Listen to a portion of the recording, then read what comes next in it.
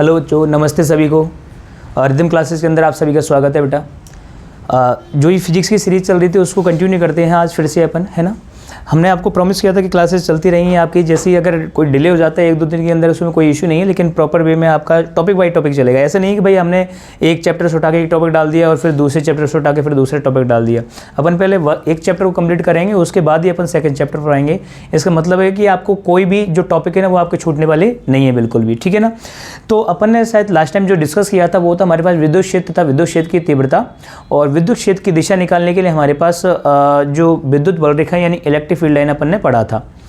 जो विद्युत बल रेखाएं होती हैं, जो मैंने आपको बताया था कि भाई हमारे पास विद्युत क्षेत्र की जो तीव्रता की जो दिशा होती है ना उसको फाइंड आउट करती हैं, और आपने देखोगे वो प्लस से निकल रही थी और माइनस पर जा रही थी। इसका मतलब विद्युत क्षेत्र की तीव्रता की जो डायरेक्शन जो दिशा थी ना वो धनावेश और किधर थी, ऋणावेश की तरफ थी हमारे पास, ठीक है ना। अब देखो जो आगे वाले हमारे पास जो पोर्शन आने वाले हैं ना वो पिछले वाले जो लेक्चर्स हैं उनसे रिलेटेड होंगे। अगर आप आने वाले जो लेक्चर्स हैं, आने वाले जो हमारे पास टॉपिक है उसको स्ट्रॉन्ग करना चाहते हो तो मैं आपको सजेस्ट करूंगा कि पिछले वाले जो हमारे वीडियो है ना जो डाले हुए हैं उन वीडियोस को जरूर जाके देखें आप, ठीक है ना। तो देखो स्टार्ट करते हैं अपन बिना किसी डिले के। तो आज जो हम टॉपिक पढ़ेंगे, अपन ने पढ़ लिया था कि भाई बिंदु आवेश के कारण विद्युत क्षेत्र की तीव्रता जिसका मान हमारे पास आया था E=KQ/R² आया था। अब इसमें जो एक टॉपिक बनता है बच्चों को, चाहे बोर्ड एग्ज़ाम हो, अपना CBSE RBSE कुछ भी हो ले लो, या फिर हमारे पास नीट या जेईई के एग्ज़ाम, तो उसके लिए बहुत इंपॉर्टेंट टॉपिक है। और वो इंपॉर्टेंट टॉपिक है हमारे पास विद्युत द्विध्रुव तथा विद्युत द्विध्रुव आघूर्ण, है ना। विद्युत द्विध्रुव तथा विद्युत द्विध्रुव आघूर्ण।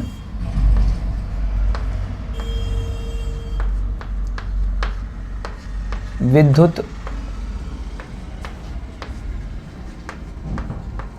द्विध्रुव तथा विद्युत द्विध्रुव आघूर्ण।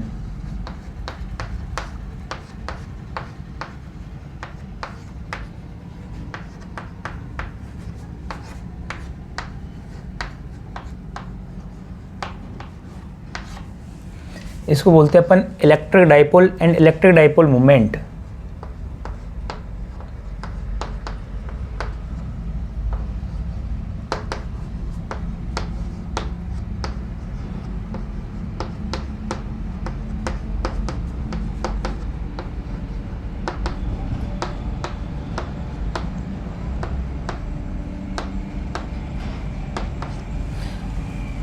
विद्युत द्विध्रुव तथा विद्युत द्विध्रुव आघूर्ण, electric dipole and electric dipole moment, ठीक है।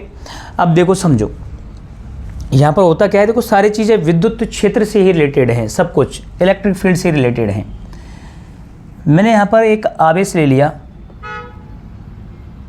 ये आवेश ले लिया मैंने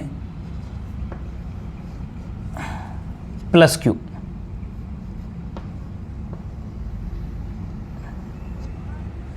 और देखो ये जो डिस्टेंस है वो मैं सेंटर से ही लेकर रहा हूँ, है ना। सेंटर टू सेंटर डिस्टेंस होगी हमारे पास, क्योंकि जो स्थिर वैद्युत बल होते हैं हमारे पास वो सेंटर फोर्स होते हैं, केंद्रीय बल होते हैं, क्योंकि ये केंद्र से लगाते, सरफेस से नहीं लगाते।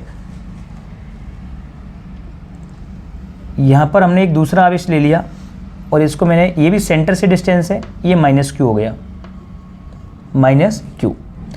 और इनके बिटवीन जो डिस्टेंस हमारे पास, जो मध्य की दूरी है हमारे पास, वो दूरी हमने कितनी ले ली, 2a ले ली। कितनी ले ली, 2a। और यहाँ पर इसको नाम हमने दे दिया A B, एक नाम दे दिया, और इसका मध्य बिंदु हमारे पास क्या है, O है। तो इस O से और यहाँ तक हमारे पास A डिस्टेंस हो जाएगी, और इस O से B तक हमारे पास कितनी डिस्टेंस हो जाएगी, A डिस्टेंस हो जाएगी। अगर हम देखना चाहें तो देखो एक तो हमारे पास क्या है, +Q आवेश है, एक हमारे पास क्या है, -Q आवेश। यानी हमारे पास जो परिमाण यानी मैग्नीट्यूड ऑफ चार्जेज है वो तो कैसे हैं, सेम है। आवेश के परिमाण कैसे हैं, समान, लेकिन दोनों की प्रकृति एक दूसरे कैसी है, विपरीत है। अर्थात एक प्लस है तो दूसरा हमारे पास क्या है, माइनस है। अगर हम इसको बोलना चाहें तो ये बोलेंगे, देखो एक तरीका से एक निकाय बन रहा है ना, एक सिस्टम बन रहा है हमारे पास, यानी दो बिंदुवत आवेश है हमारे पास और जिनका परिमाण कैसा है, समान है, और उनकी प्रकृति एक दूसरे कैसी है, विपरीत है। अर्थात एक प्लस है तो दूसरा हमारे पास क्या है, माइनस है। अगर इसको डेफिनेटिव फॉर्मेट के अंदर बात करें तो अपन ये बोलेंगे कि दो समान परिमाण तथा विपरीत प्रकृति के आवेश, दो समान परिमाण QQ तथा विपरीत प्रकृति के आवेश यदि अत्यल्प दूरी यानी ये 2a दूरी यानी कम दूरी है हमारे पास, यदि बहुत कम दूरी पर हो तो इनसे बनने वाला जो निकाय होता है उसको अपन बोलते हैं विद्युत द्विध्रुव। क्या बोलते हैं? विद्युत द्विध्रुव। It means electric dipole.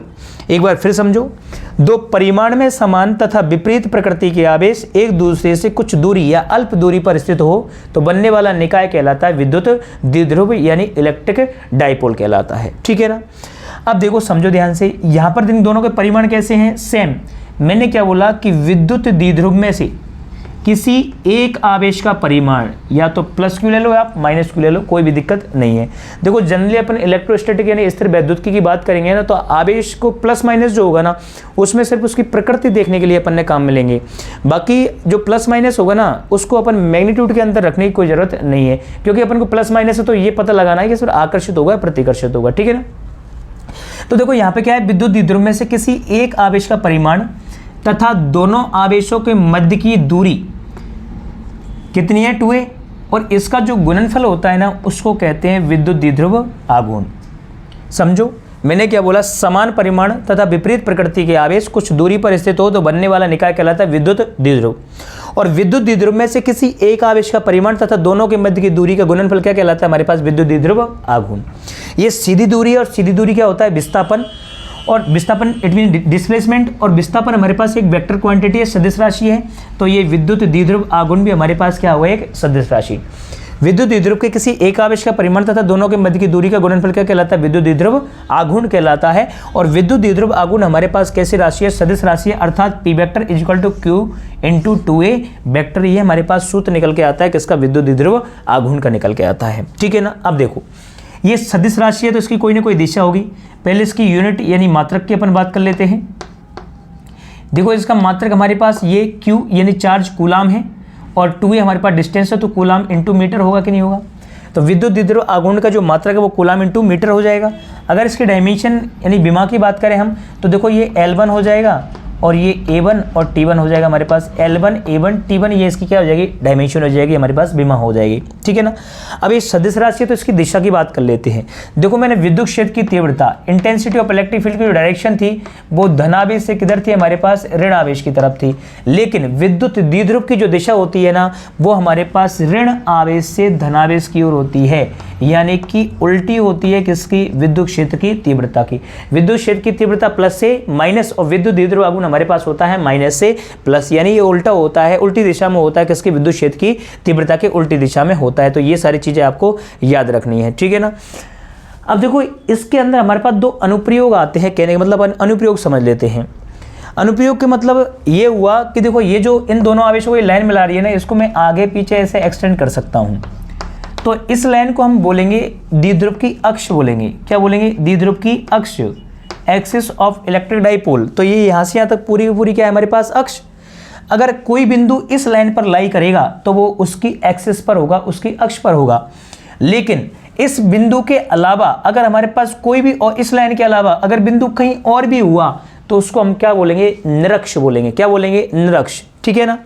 लेकिन यहां पर जब अपन स्टडी करेंगे ना तो निरक्ष तो कोई भी पॉइंट हो सकता है, लेकिन हम स्टडी करेंगे इस पर कि इसके परपेंडिकुलर बाइसेक्टर पर कोई पॉइंट है हमारे पास, इसके मध्य बिंदु से लंबवत बिंदु पर कोई पॉइंट रखा हुआ है और उस बिंदु पर अपन निकालेंगे विद्युत क्षेत्र की तीव्रता ड्यू टू इलेक्ट्रिक डाइपोल, यानी विद्युत द्विध्रुव के कारण विद्युत क्षेत्र की तीव्रता।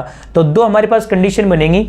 एक बनेगा विद्युत द्विध्रुव के कारण उसकी अक्ष पर स्थित बिंदु पर विद्युत क्षेत्र की तीव्रता, और एक बनेगा विद्युत द्विध्रुव के कारण उसकी निरक्ष पर स्थित बिंदु के कारण विद्युत क्षेत्र की बिंदु पर विद्युत क्षेत्र की तीव्रता। ठीक है ना। तो 1 बाई 1 अपन करते हैं इसको।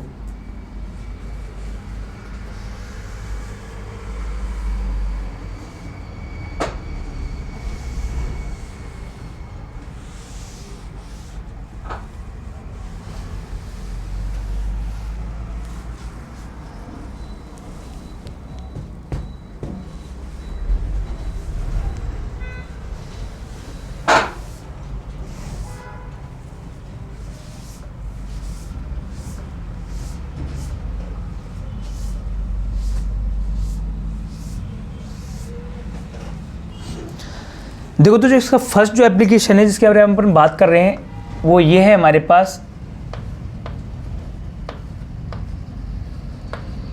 विद्युत द्विध्रुव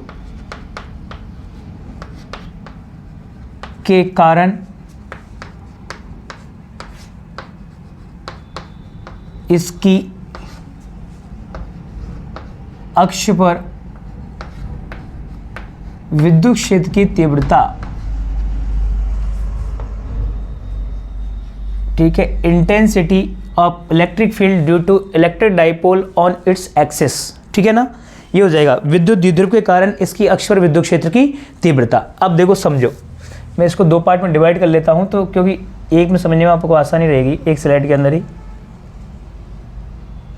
देखो सबसे पहले हमको बनाना पड़ेगा विद्युत द्विध्रुव बनाना पड़ेगा। देखो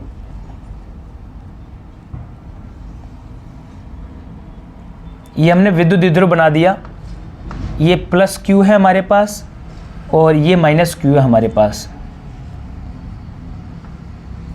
ऊपर ले लेता हूं मैं, जैसे भी लेना चाहो, चलो इसको माइनस क्यू ले लो और इसको प्लस क्यू ले लो, ये लो।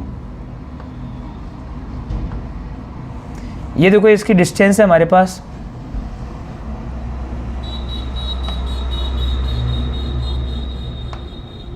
इस डिस्टेंस को अपन बोलते हैं 2a।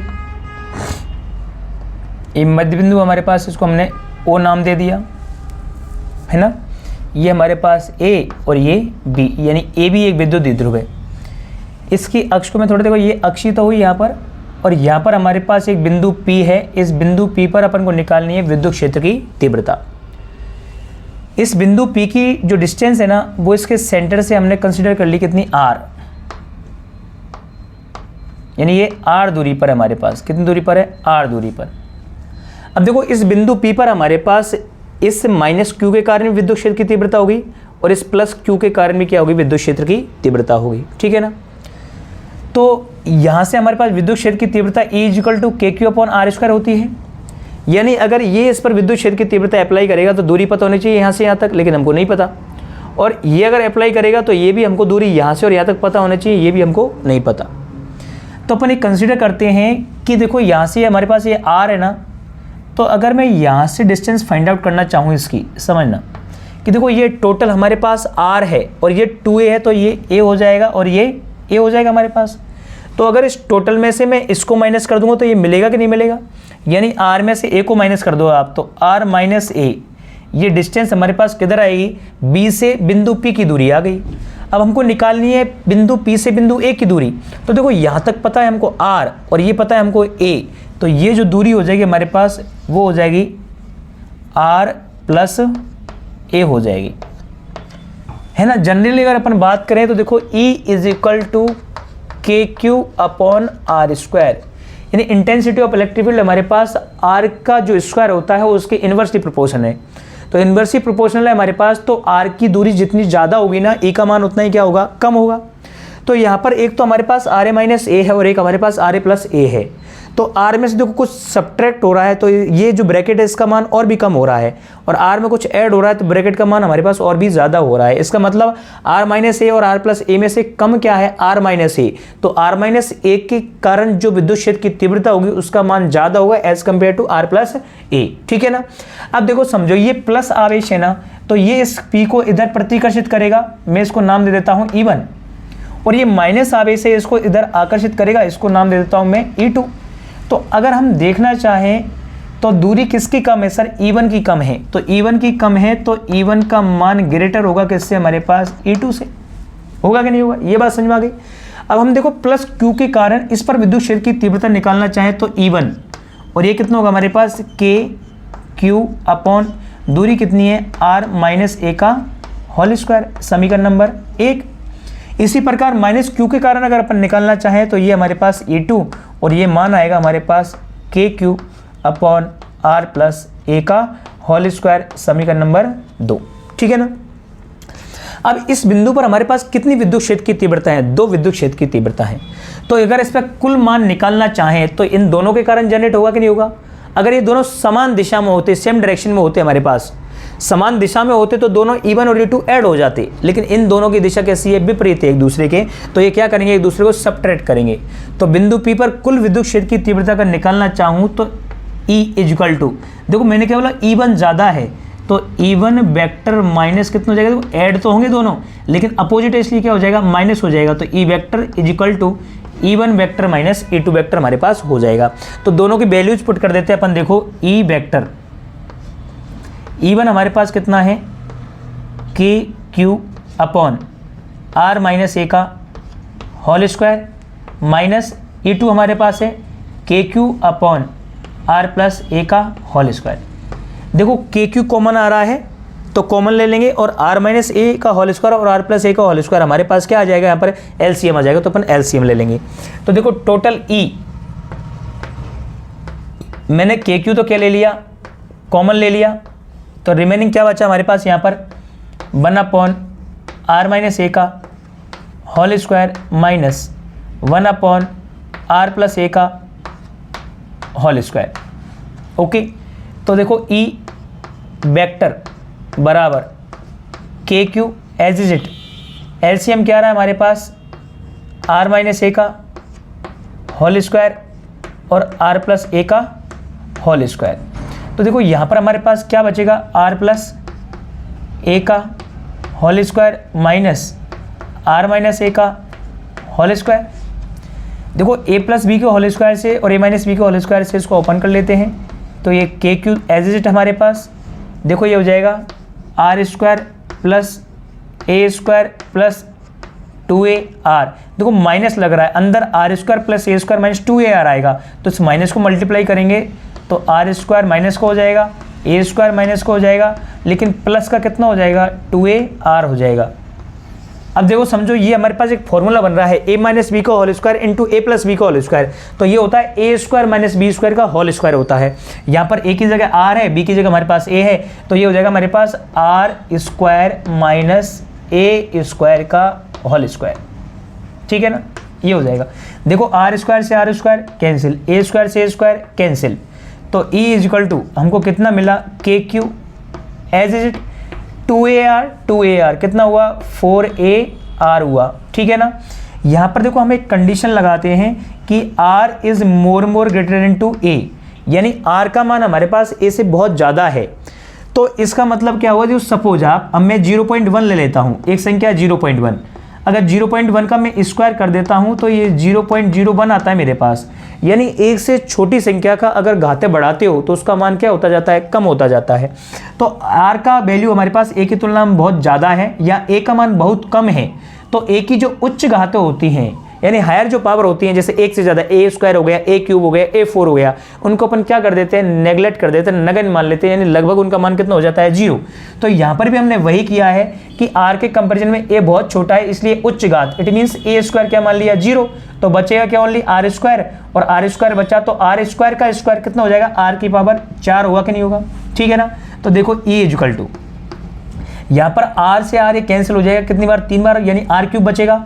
इसको मैं थोड़ा सा देखो लिख रहा हूँ k इंटू ये हमारे पास q, देखो 4a को मैं ऐसा राइट कर सकता हूँ ना, 2a इंटू 2, देखो 2 जब 4 ही तो हुआ, 4a आया हमारे पास, और नीचे हमारे पास क्या बचा, r क्यूब बचा, r क्यूब।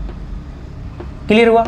तो देखो e बराबर, अगर अपन बात करते हैं तो देखो 2 आगे आ गया 2, और ये k हमारे पास आ गया, और आपको पता है देखो q इंटू 2a, ये जो होता है ना q इंटू 2a, विद्युत द्विध्रुव आघूर्ण कितना हुआ हमारे पास, p तो होगा ये, तो ये 2 और ये कितना, 2k, और ये हो गया हमारे पास p, तो 2kp अपॉन हमारे पास क्या आ गया, r क्यूब आ गया, 2kp अपॉन r क्यूब आ गया। अगर इसका वेक्टर रिप्रेजेंटेशन अगर फाइंड आउट करना चाहते हैं तो हमारे पास आ जाएगा e vector is equal to 2kp upon r cube, और यहाँ पे ले लो आप आर कैप ले लो, कोई इशू नहीं है। इसके ऊपर भी क्या लगा दो, वेक्टर लगा दो, आप चाहे ऐसे लिख दो, चाहे इसके ऊपर अपन क्या लगा दो, वेक्टर लगा दो, है ना। तो ये हमारे पास जो डेरिवेशन आया है वो आया है विद्युत द्विध्रुव के कारण उसकी अक्षीय रेखा पर स्थित बिंदु पर विद्युत क्षेत्र की तीव्रता, और उसका मान कितना आया, E equal to 2kp upon r cube आया है। ठीक है ना। अब मैंने आपको बोला था कि सर हमारे पास जो ई वेक्टर, ये भी वेक्टर क्वांटिटी है, और पी वेक्टर भी हमारे पास क्या है, वेक्टर क्वांटिटी है। अगर इस स्थिति के अंदर हम ई वेक्टर यानी विद्युत क्षेत्र की तीव्रता की दिशा देखें तो देखो विद्युत क्षेत्र की तीव्रता हमारे पास किधर जा रही है, देखो E1 और E2, E1 ज़्यादा है ना, तो E1 ज़्यादा है तो ये E2 को कैंसिल आउट करेगा, और इधर बचेगा हमारे पास, यानी P से किधर हो रही है, बाहर की ओर हो रही है, यानी इन दोनों का परिणाम ही निकालेंगे तो भाई E1 से E1 ज़्यादा है तो E2 को कैंसिल आउट कर देगा, तो टोटल हमारे पास इधर ही तो दिशा होगी इसकी, यानी P बिंदु से बाहर की ओर होगी, P बिंदु से बाहर की ओर होगी। और विद्युत द्विध्रुव की दिशा माइनस से प्लस होती है, तो विद्युत द्विध्रुव की दिशा किधर होगी, इधर होगी माइनस से प्लस। देखो ये भी इधर माइनस से प्लस जा रहा है और ये बाहर की ओर जा रहा है, यानी विद्युत द्विध्रुव के कारण उसकी अक्षीय रेखा पर स्थित बिंदु पर विद्युत क्षेत्र की तीव्रता और विद्युत द्विध्रुव आघूर्ण जो होता है उसकी दिशा एक ही दिशा में होती है, अर्थात अक्षीय रेखा में या अक्षीय स्थिति में दोनों की दिशा हमारे पास कैसी होती है, समान होती है। ये आपको समझ में आ गया होगा, ठीक है ना, क्लियर, यहाँ तक कोई इशू है नहीं शायद आपको। तो ये हमारे पास पहला एप्लीकेशन था। दूसरा जो एप्लीकेशन अपन पढ़ेंगे वो निरक्ष रेखा पर पढ़ेंगे और उसको अपन अगले वीडियो के अंदर क्या करेंगे, कंप्लीट करेंगे, क्योंकि ये बड़ा वीडियो हो जाएगा इस वजह से, ठीक है ना बेटा। तो बाकी पीछे भी क्लासेस पढ़ते रहो और इसको देखो, और कोई इशू आता है तो कमेंट में बताया करो, और जो चैनल पर नए बच्चे हो तो आप उसको सब्सक्राइब करो भाई, और दूसरे जो आपके कॉन्टैक्ट वाले बच्चे उनको सेंड करो और चैनल को सब्सक्राइब कराओ, क्योंकि इतनी मेहनत करते हैं हम लोग आपके लिए। ये फ्री ऑफ कॉस्ट क्लासेज है और आपकी ऐसी क्लासेज चलती रहेंगी, इनके अंदर कोई भी मतलब ऐसे नहीं कि भाई अपन डिस्क्रेट फॉर्म के अंदर कर देंगे, ये अभी डाला फिर 1 महीने बाद डाल रहे हैं, ठीक है ना। तो आई होप आपको सभी को बेटा समझ में आया होगा, अच्छा लगा होगा वीडियो। अगर वीडियो समझ में आए और समझ में अच्छा लगे तो एक बार लाइक कर देना और चैनल को सब्सक्राइब कर देना। थैंक यू, जय हिंद, जय भारत।